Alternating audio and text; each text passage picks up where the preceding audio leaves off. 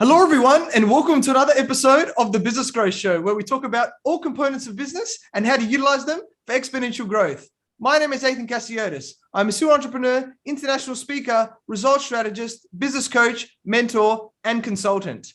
Today, I have a massive, amazing guest. She is a classically trained actress who was offered the role of Denise McCarthy on The Sopranos. She has done over 40 commercials while working in New York City on and off Broadway. She has performed at the top regional theaters around the US and was awarded the Elliot Norton Award for her performances as Mrs. Calvin in The Shape She Makes at A.R.T. at Harvard. She is best known for her work as Inmate Beth Hoefler on the Netflix show Orange is the New Black. Her other television credits include The Blacklist, Sneaky Pete, Bored to Death, The Big C, and Louie. Her select film roles include Frances Ha, Morning Glory, Away We Go, and Bad Education. Before, During, After is her first feature as a writer-producer. In May, she received the Emerging Master Award at the River Run International Film Festival and has won many other awards. Welcome, Finnerty Steeves, and thank you for being on my show. Thank you so much for having me, Ethan. Thank you. You're welcome. It's amazing to have you here as well. I'm sure there's going to be so much value for everyone watching and listening today. So you're a very successful actress, entrepreneur. So for those people who don't know who you are, just please introduce yourself by telling us about you and your journey. Sure. Again, my name is Finnerty. I was a pretty shy kid, and my mom talked me into taking a speech and drama class to sort of get over my shyness. And it sort of started a little bug for me. I'm still to this day a pretty shy person, which I've learned is actually pretty common with actors. There's a lot of actors that are actually painfully shy. But I learned, through training and taking classes and stuff, that I loved being a storyteller. And I had an incredible teacher in high school, Sue Simmergren, who would take us. I grew up in Southern California, and we were about an hour south of LA. And we would take trips into LA to see plays like at the Mark Taper Forum and stuff. And I thought, like, that's what I want to do. I saw a play called The Ghetto, and with Ron Rifkin, an incredible actor. And it was about the Holocaust. And it was one of the most incredible things. At that point, I kind of thought, I wanted to be an actor because I really wanted to be like on Laverne and Shirley. Really is when I was a kid, I just wanted to be, I'm like, I want that job. That looks amazing. But then when I saw like what actors could really do and the power of storytelling, I was like, that's what I want to do with my life. And I really had no business setting out saying I would do that because I was incredibly awkward and shy and had only been in like 2 school plays. But I just sort of announced to the world that I would be an actor. I went to this leadership camp that was sort of talking about goals and dreams, and half the kids were asleep, but I was sitting there watching this man at the front talk about, writing a letter to yourself, saying what you were going to do with your life. And I remember saying, like, I will be an actor without really, but I just sort of made that commitment. And I think I'm a pretty stubborn person, if nothing else. And I think it's just something I decided that I wanted that in my life, and I wanted to be a storyteller. So that led to me, studying it in college, went and moved to South Florida for a little while, and I was doing theater there, and felt like for me, the ingenue clock was running out, and I really wanted to feel like, I felt like I've always been a lucky person. And I thought, if I want to, if that opportunity ever meets hard work, I want to feel like I am ready for that opportunity. So I ended up going back to graduate school.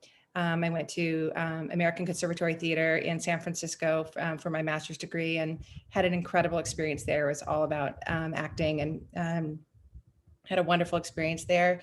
And then decided to move to New York City. At the time, I was living on a sailboat in San Francisco, and my ex-husband and I were pretty sure we were just going to go to LA after that, but I just felt like I was supposed to be in New York City, which is not necessarily what my ex-husband wanted, but I just had much more response there, and I felt like I was supposed to be there, and I just love that city so much. And so we ended up moving to New York, and started just, pounding the pavement. And because of my education, I was able to get like a really great agent, which really, really helped. And so I've been in New York City ever since, and plugging away, character actor, doing theater and commercials paid for my theater habit because there's no money in theater. And then eventually, day player stuff in TV and film, and which led to me producing eventually, writing my own stuff.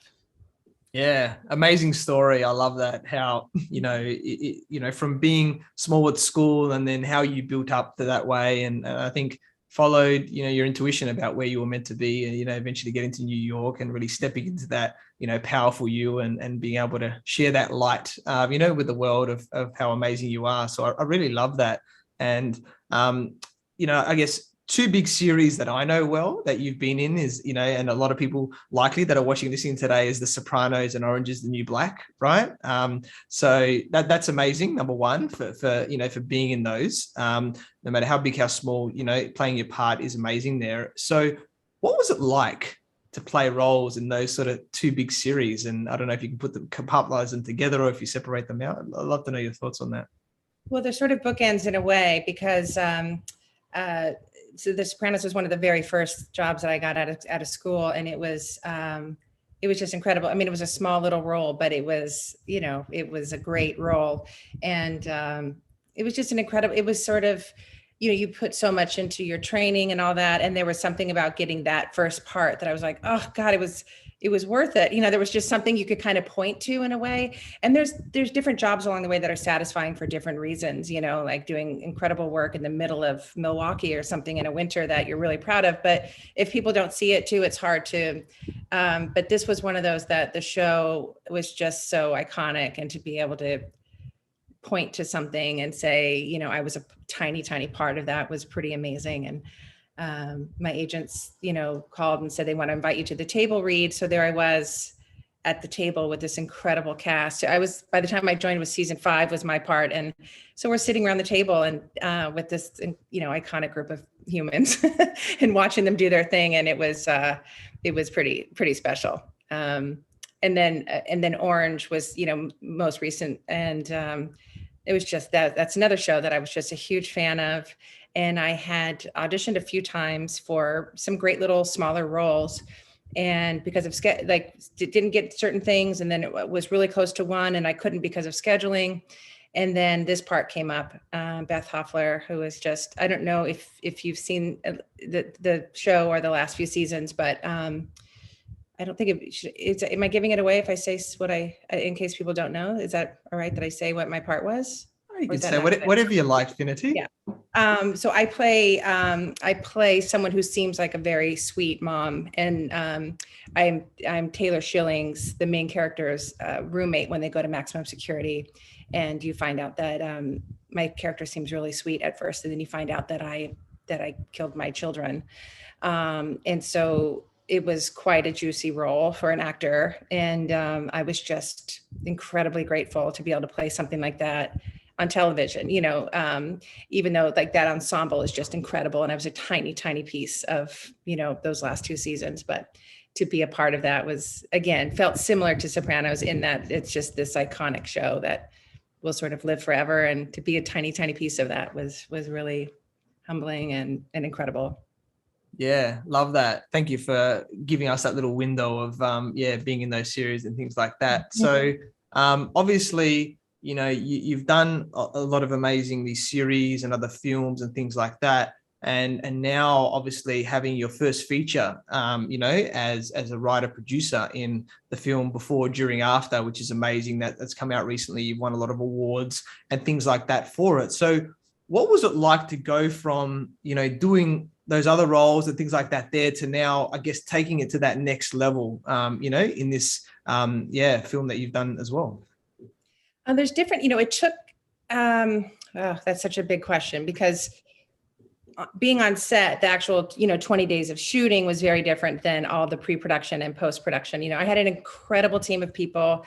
We did it. It was a ultra low budget. So we relied on 1,001 favors, and, they say you could either do it fast, well, or cheap. So it took us a very long time because we felt like it was good and cheap, but it took a long time because we had incredible people who were like, yes, I want to help you, including like our our post-production house, Cutter Studios, they came on board, but they, their bread and butter is the Super Bowl. They do commercials. So they're like, we want to help you do this. We love the script and we want to help you, but you will always come second, third, fourth to, to Dove or to Jeep or whoever, that was just the nature of it. But they were incredible partners. And I had my producing partner, Katie Hyde. She was incredible. I had co-directors, Stephen Kunkin and Jack Lawars, who are dear friends. And it really ended up having to be about working with friends when you are, asking for so much, for so little, so little cash.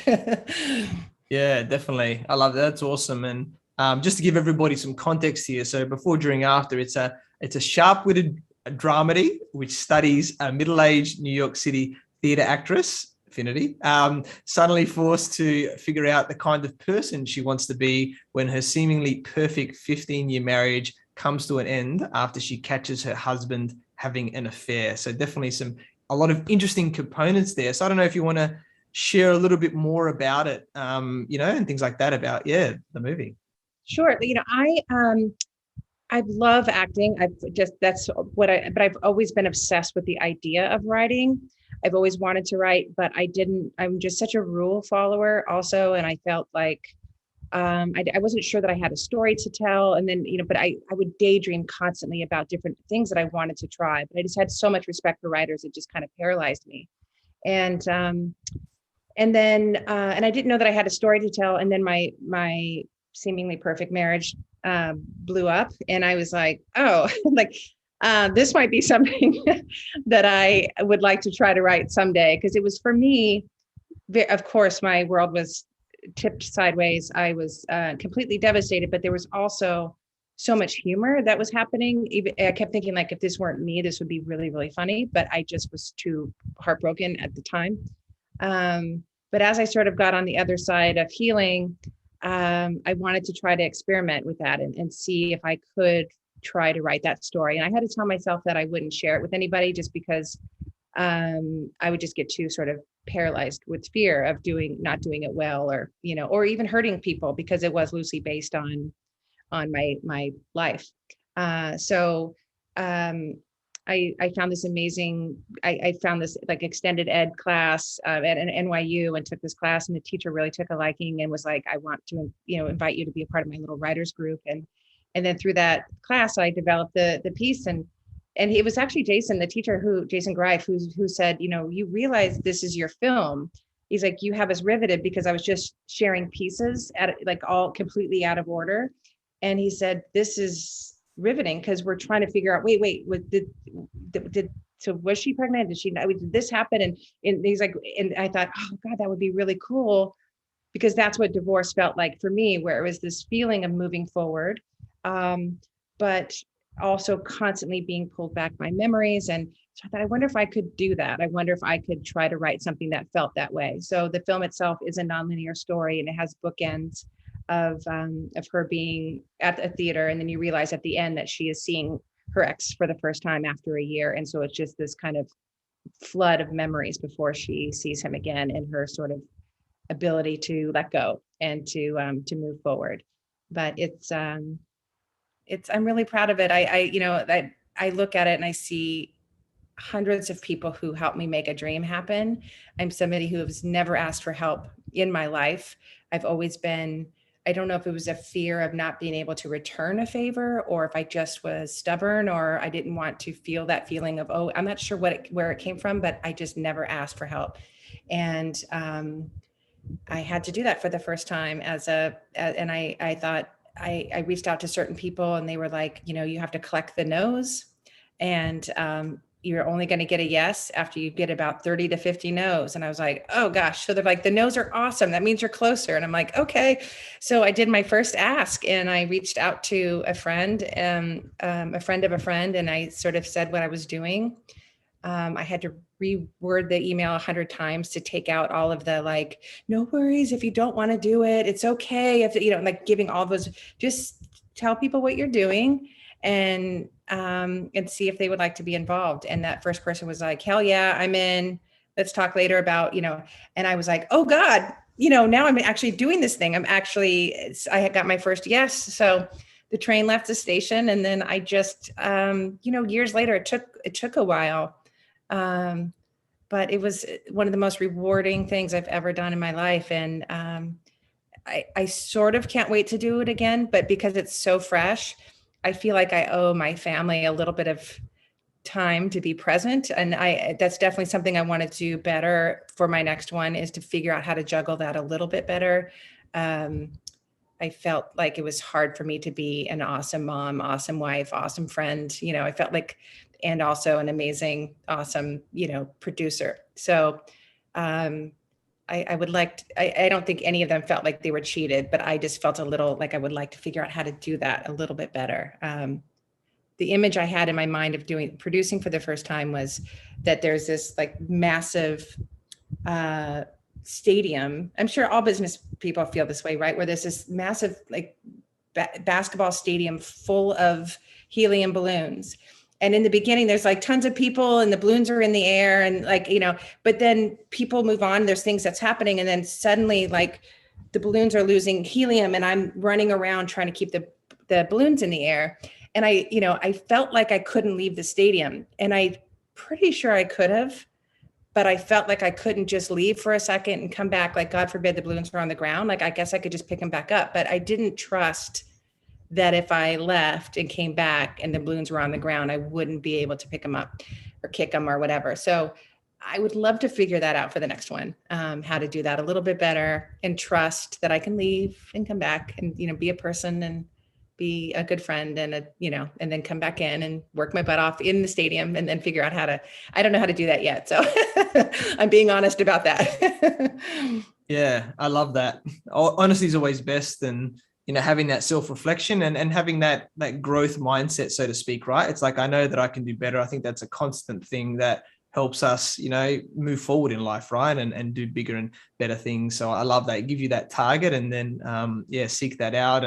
And if we're touching on mindset now, it's a big part in business, in life, in acting, whatever it is, right? And you've shared some things along so far about, how you've had to change and just like you said, the 30 to 50 no's you're going to get before the yes, even though you got one straight away, pretty much. So, but that's, I guess, the way that it is. And I'm sure that a lot of actors, and most of them actors and actresses, that don't get the roles that they want in their career, right? Because, like you said before, they either don't get them or maybe it's a scheduling thing, whatever it is. So what are some key mindset things, or what have you had to build to ensure you continue to grow, to succeed in your career? I think for me, I just think that the business can be, if I had, in all honesty, when I first started, I would it hurt too much to not get the job. So for a little while, I experimented with what if I don't want it as much and I only give about 80%? And I'm like, cool, if I get it, great, and act like I don't care. But then I realized I wasn't getting the jobs and I didn't do a great job. So I was like, that's not good. And I want to feel like I left my best in the room. So I had to really up it. And I learned to turn down things I wasn't interested in. But if I wanted, I had to go for it 100%. And the goal became, instead of getting the job, although I always, there's times that it's hard not to want them. But my goal became, I want to be somebody that this casting director knows that they can bring in and will hit the ball out of the park. That will be I don't care if this is the third time she brought me in and it was a no. She knows, damn, every time I bring Finn, she brings it and she's always the second choice or whatever. I want that. That's my goal, is to just make her go, I want something for her so bad. She's always and that became my goal. And that worked so much better for me. And to this day, those relationships are the best, where it's this, a handful of casting directors that know, because I kind of realized too, as a reader, I was a reader a few times for casting directors and watching actors come in. And that was invaluable to watch who kind of shoots themselves in the foot. And, but I also learned that I've always put so much power in the hands of the casting director, but then you see them alongside a director and you go, oh, wow, the casting director is auditioning also. They're trying to prove, I'm going to bring amazing people to you. You're going to have a hard time choosing between the people I bring in. So that was a shift for me that I was like, oh, that's what I want then. I want to be their gal that they're like, I know I can bring her in and she will do great. And she will either get it or she will be one of the top choices. So that became my focus. And that helped so much where I was able to leave it. I could leave the room and go like, oh, that went really well. But I also would try to figure out, I would try to tell myself, a lot of times when I leave the room, there's that gut instinct where you're like, cool. And it's not till later that you could play it over and you go, oh, shoot, he didn't put his hand out, and then maybe he wanted to shake my hand, and like you play back stuff, and that's just sabotage. I find like you could just get into a spiral of stuff that may or may not have even been an issue. So I try to trust that gut instinct where you leave going, yes, like that's what I wanted to do, whether I get the job or not. But I do try to reflect on something I can do better. So I kind of will point out 2 things I did well. I was prepared, or I did this and that went well. And then, but I probably next time I could blah, blah, blah. And then in order just to stay in the game, I also will kind of play games with myself where I'll say, even if, let's say I do really well, I think I'm doing great. And the director's like, thank you so much. And they don't even want to see the second scene that you worked on. It's so easy to be like, oh, I blew it. I must have, it's probably because my hair was in a ponytail. Like you can just go down a million rabbit holes. And so instead I would be like, Finn, you know what? You were one of 35 people in the whole world who got to read for that part. Like, I'll just change it so that it's a win because it's just too hard. Like the business is just too difficult. So I'm like, that's amazing. You're one of in the entire world, in the entire universe, you are one of 35 women who got a chance to go for that, So that's just my little tricks that I've learned, in my middle age here, and to just keep plugging away, doing that kind of thing. I love that. Amazing mindset traits. And even you touched on a bit of your personal branding, how about you being memorable, how you're building those relationships with the key people in the industry there and stuff like that, which then has obviously paid dividends later, like now where you've had to be able to ask for help and, things like that from those relationships. So it just shows that was awesome to hear. There was so much gold in what you just said there. So I hope everybody listens back over the whole thing, but especially that part that we just listened to there from Finnerty. That was amazing. Let's put it on the other side now, because I know that the acting industry seems very glamorous on the screen, right? We're lucky we get to watch on the TV. However, I know that whether it's business, whether it's acting, we need to put a lot of hours and work in, right, to make this happen behind the scenes. So do you want to maybe share a little bit about what it's like to be on set? Well, on set is usually so much fun. Well, it depends on the job actually, because sometimes when you're a day player and you're coming on and you have your one scene with the lead, your job is just, you better get the ball over the plate. You're hired to get the ball over the plate. And like, it's a different kind of pressure because you're like, okay, who's the AD? And you're like, oh, nice to meet you. And then put your bags here. Here's your dressing room. So there's just so much energy that goes into just trying to figure out how you fit in. And then your job is so don't cause any problems, just do your job, But when you get to return to a set, like that's what was so incredible about Orange, is to really feel like it felt more like theater in a way where you're like, this is the family, this is the Orange family. So that for me, I was like, oh God, I want more of that, because that was an incredible experience. But the work really is in the auditioning and the amount of hours that go into, if you want to do it well. For me too, I'm just not somebody, there's some friends who can like read something twice and they're memorized. And I'm someone who has to kind of, I'm a sort of inside out kind of actor. It has to feel like my words and I need time with it. But a lot of times auditions are like, you get an audition and then, well, this is before COVID, but, you would show up like the next day at 4 p.m. And it doesn't matter if you have a show that night so sometimes you're literally up all night trying to memorize and putting makeup on and going to the audition.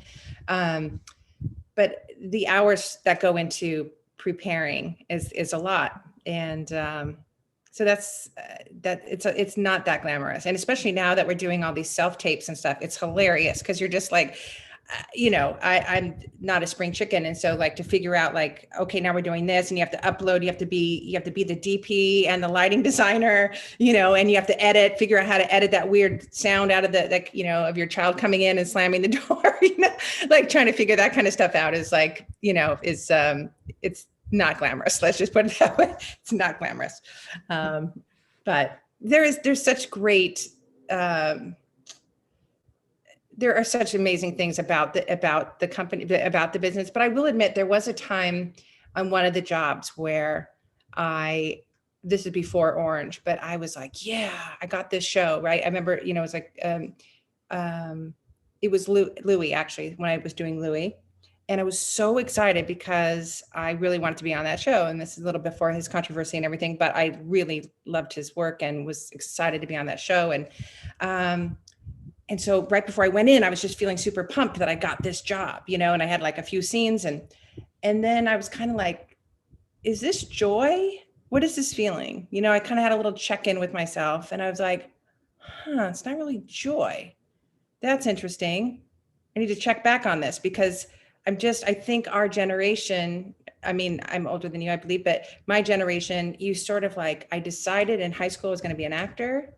So sometimes I felt like I had to stop for a second and be like, is this joyful in general? Not every day is not going to be like the land of bliss, but like, does the hard work, are there moments of joy? Otherwise, what are we doing this for? Just because we're so determined and we're like, I won't take no for an answer, and I will be this kind of a person. And so I've had to be honest with myself along the way and check in a couple of times and go, and it turns out by even just my checking in, I was like, oh, this is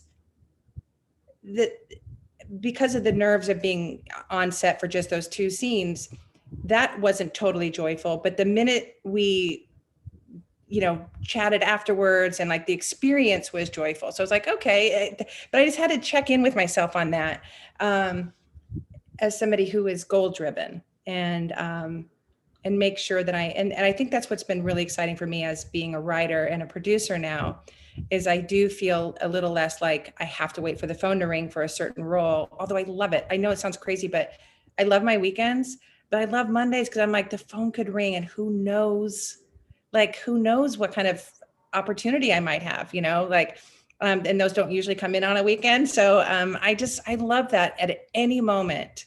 It could be like, holy crap, I'm in a blah, blah, blah film, and that's exciting to me. And I had to admit that, because I used to sort of go, oh, this business is so hard.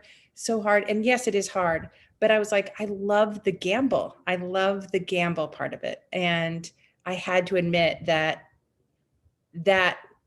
gamble of like, the phone could ring and so could be on the other end is worth it to me to keep, it's every job, every audition I get, I go, oh my God, this would be so cool. And like, oh my God, this is with so-and-so, and that'd be amazing to work with her. And, it's a great career. I feel really, I'm a working actor, I'm just a working actor. And that's, what my goal was initially. And sometimes I think, oh, maybe I should have been more specific with my goals and dreams. If like, I should have just gone for movie star, why not? But that's like, I want to be a working actor. And I admire there's so many more opportunities for women now in TV and film, for regular working actors. As if, like I used to be so envious of films and that I would see of like just incredible ensemble of male characters. And I'm like, I want to be that guy. I want to be the female version of that guy. Like,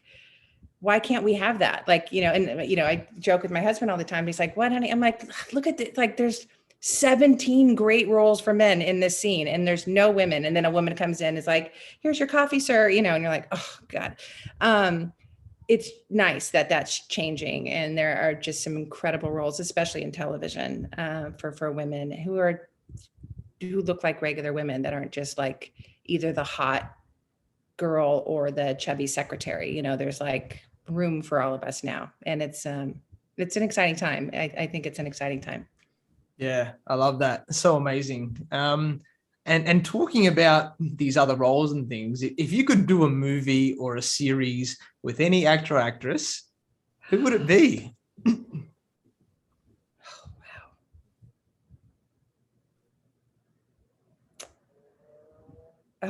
Well, Catherine O'Hara cracks me up.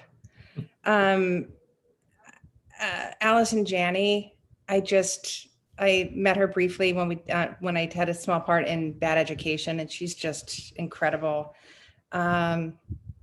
Frances McDormand, I don't know that she would, I'm dying to work with her. I just find her riveting, and she is the epitome of like, you know, in terms of acting, I just feel like she's kind of, and when I look at like Philip Seymour Hoffman, who I would have loved to have worked with, I dreamt of working with him, and it's just so tragic that he passed. But I always say, like, I want to be like a female version of Philip Seymour Hoffman. You know, I just love the range and the great opportunities and cool roles that he had. Yeah, so those are three women that I admire. I think, yeah, doing something with Allison Janney, I just think she's just a hoot, and she is so talented, and she can do crazy, silly comedy, and then also just completely break your heart. It was just lovely when I met her, just, you know, she was just lovely. I would love to do something with her. Yeah, I love that. Really Mhm. awesome. And I'm sure like you've built yourself up over time, right? And I'm sure along your journey, you've had like, you know, coaches and mentors and things, whether it's acting coaching or, you know, other areas of business and stuff that we do to help you get to where you are. So, you know, how important has it been to have these people around you to help build you up into the person that you are today? It's very important. I think I've had some incredible teachers along the way, and even some not great teachers who taught me a lot also.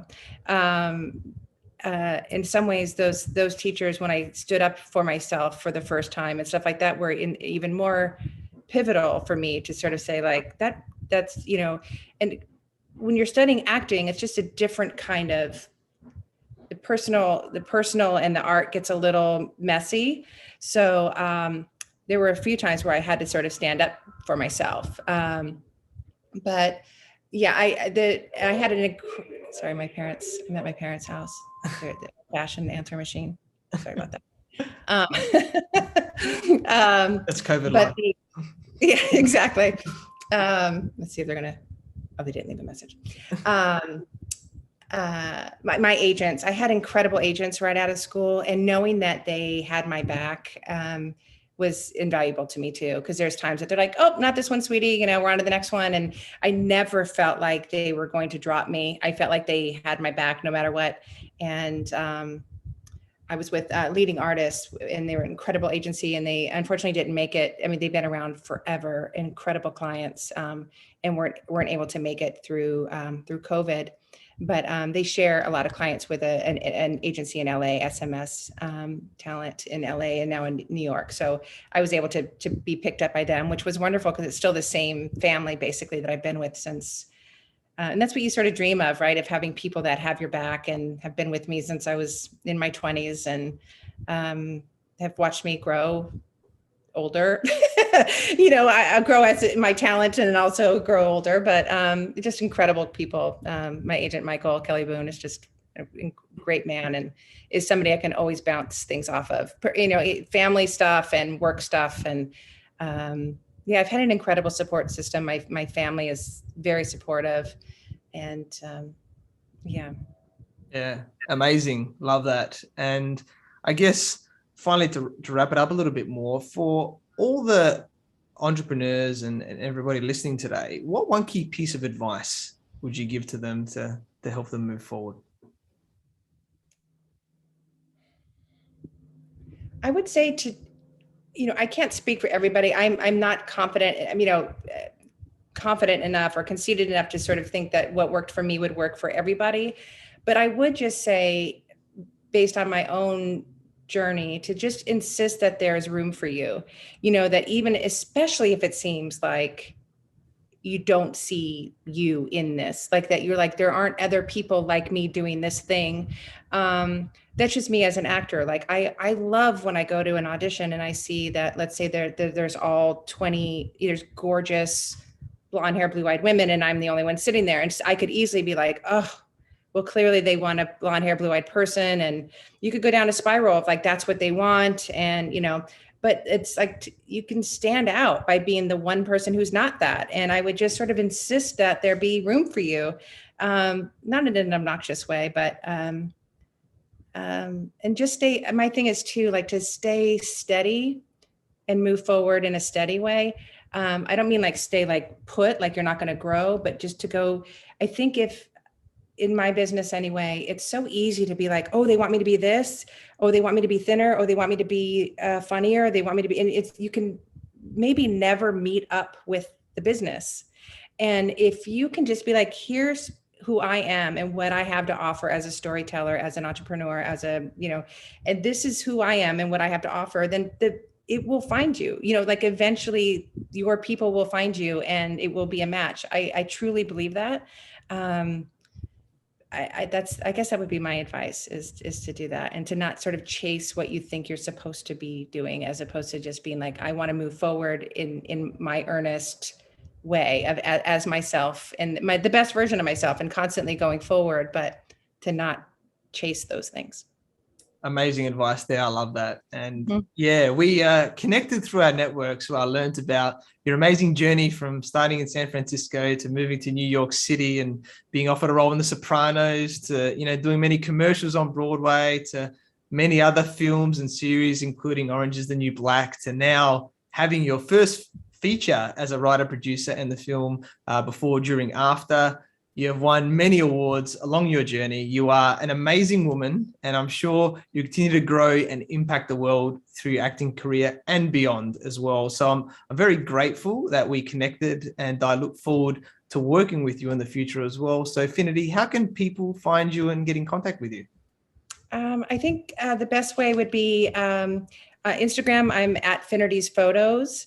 On Twitter, I'm at Finnerty Steeves. And again, the film, if you are interested in following the film, it's at Before, During, After the Film.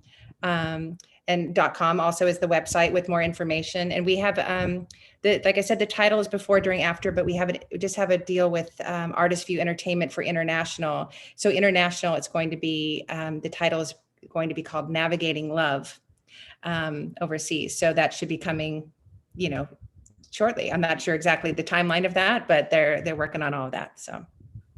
Amazing. Yeah, definitely check it out. Finnerty is amazing. And the film and everything like that, whether in the US or overseas, whichever title it's going to be, I'm sure it's going to be awesome. So thank you everyone for watching, listening to this show where we talk about everything on business growth. Please like, subscribe, and leave us a 5-star review. You can find me on Facebook, LinkedIn, Instagram, and YouTube as Athin Cassiotis, or visit my website, athincassiotis.com. I completely agree with you. Or do I? The only way we know is if you tune in next time. So until next time, remember that our business grows when we learn skills and take action using them in spite of fear. Have a great day.